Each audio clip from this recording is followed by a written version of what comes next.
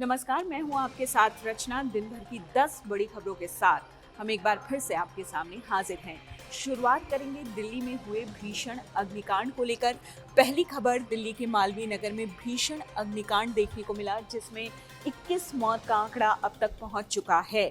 कई घायल बताए जा रहे हैं और बताया ये भी जा रहा है कि 10 से ज्यादा जो पुलिसकर्मी थे वो भी झुलस गए हैं।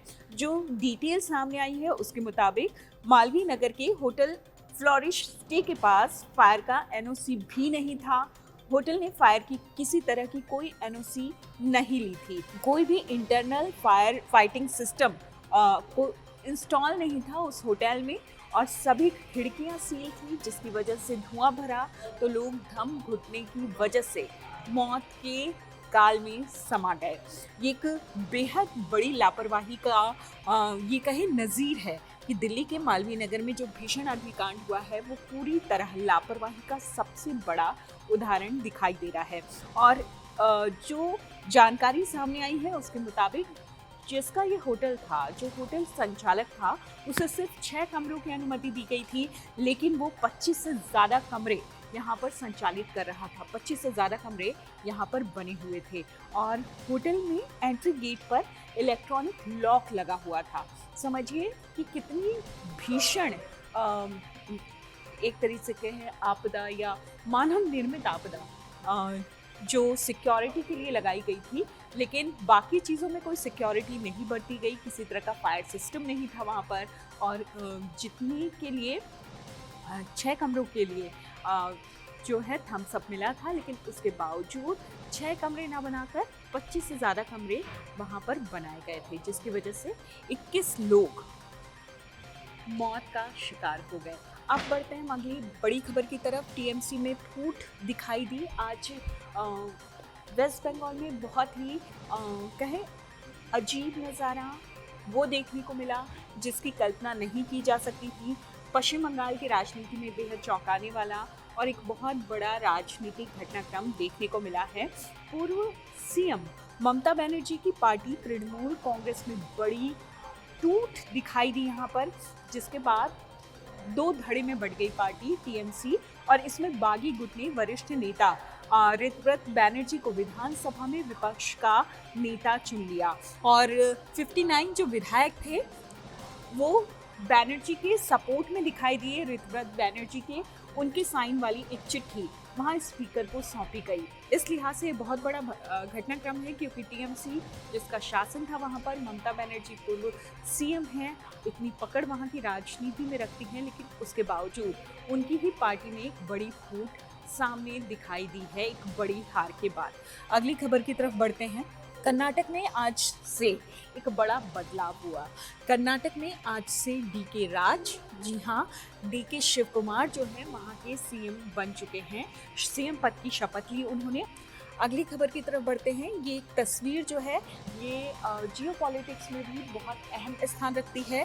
प्रधानमंत्री नरेंद्र मोदी से मिले हैं नेपाल की सत्तारूढ़ पार्टी के अध्यक्ष। सत्तारूढ़ पार्टी वहाँ पर जो बहुत ही ज़्यादा नेपाल में खासतौर पर जो क्रांति हुई, ज़ेनज़ीज क्रांति जिसे नाम दे दिया गया, उसके बाद बेहद लोकप्रिय हुए हैं और सत्तारूढ़ पार्टी जो वहाँ पर है जिसका बेहद दबदबा है।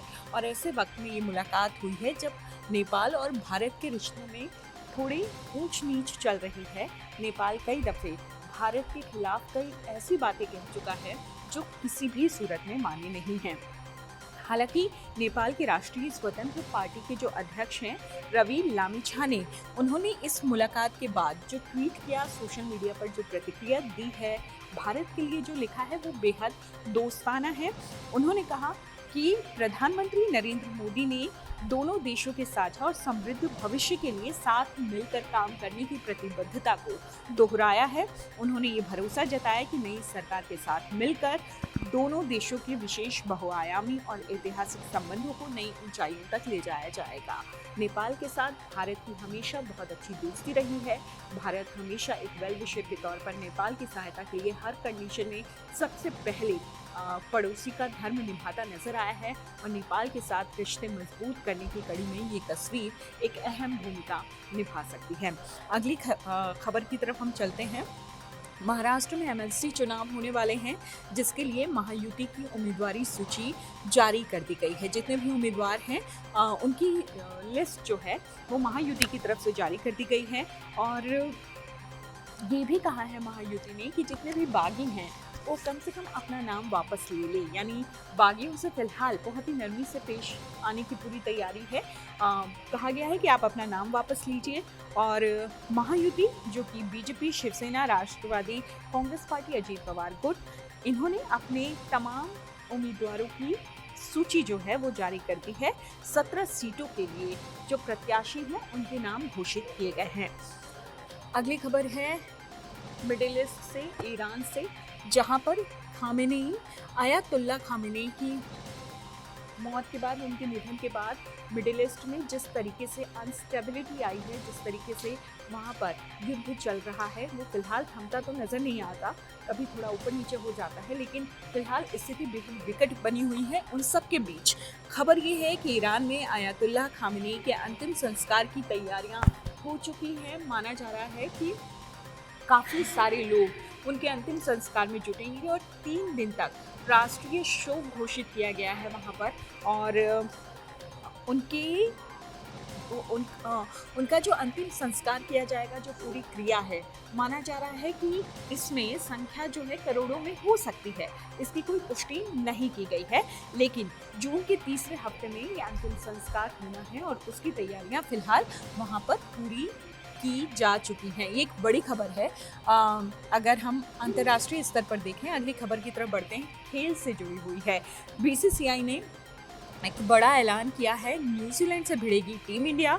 दरअसल भारतीय क्रिकेट टीम के न्यूजीलैंड दौरे का पूरा शेड्यूल सामने आ चुका है और सीरीज का आगाज T20 इंटरनेशनल मैच के साथ होगा। इसमें 5 मुकाबले होंगे। इसके बाद खेली जाएगी वनडे सीरीज, जिसमें भी 5 मैच खेले जाएंगे और आखिरी 2 टेस्ट मैच होने हैं।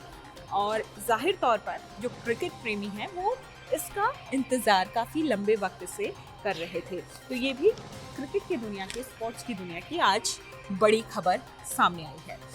अगली खबर की तरफ बढ़ते हैं। आईसीसी रैंकिंग में पाकिस्तानी खिलाड़ियों की लंबी छलांग। काफ़ी दिन बाद पाकिस्तान क्रिकेट के लिए एक अच्छी खबर सामने आई है।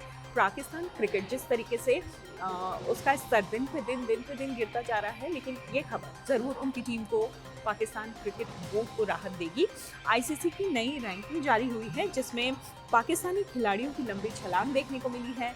पाक स्पिनर अबरार अहमद ने वनडे रैंकिंग में 7 पायदान की छलांग लगाते हुए खुद को चौथे नंबर पर काबिज कर लिया है। और अबरार का करियर बेस्ड जो है वो वनडे रैंकिंग है, उनकी रेटिंग 633 की है। तो एक बड़ी अच्छी खबर पाकिस्तान क्रिकेट के लिए। इसके अलावा पाकिस्तान के जो तेज गेंदबाज हैं शाहीन अफरीदी, उन्होंने भी बड़ी छलांग लगाई है। शाहीन 4 पायदान आईसीसी की जो ये सूची है उसमें ऊपर चढ़े हैं और 13वें नंबर पर पहुंच गए हैं। अब बढ़ते हैं एंटरटेनमेंट की तरफ, जहां से एक बड़ी खबर सामने आई कि रणवीर सिंह को राहत मिली है। FWIC का यू टर्न कैसे? दरअसल FWIC ने रणवीर सिंह के खिलाफ एक असहयोग आंदोलन जो है वो शुरू किया था और ये फैसला फरहान अख्तर की शिकायत के बाद लिया गया था, जिसके बाद फरहान ने ये दावा किया था रणवीर सिंह ने डॉन 3 छोड़ी, जिसकी वजह से उन्हें भारी नुकसान हुआ है। फिल्म मेकर्स को उनके साथ काम न करने की सलाह दी गई थी, लेकिन अब उन्हें राहत दे दी गई है। FWIC ने जो भी रणवीर सिंह के खिलाफ अपील की थी उसे वापस ले लिया है। और आखिरी खबर, कॉकटेल 2 की रिलीज से पहले तिरुमला पहुंची हैं कृति सेनन। 19 जून को इनकी फिल्म कॉकटेल 2 जो है वो रिलीज होने वाली है। शाहिद कपूर उसमें हैं, इनके साथ काम कर रहे हैं। और अपनी फिल्म की सक्सेस के लिए कृति सेनन आज बेहद ग्लैमरस अंदाज में, ग्लैमरस रूप में तिरुपति बालाजी के दर्शन के लिए गई थी। आपको बता दें कि शाहिद कपूर कृति सेनन के साथ इस फिल्म में रश्मिका मंदाना भी नजर आने वाली है। तो ये थी आज की टॉप 10 खबरें।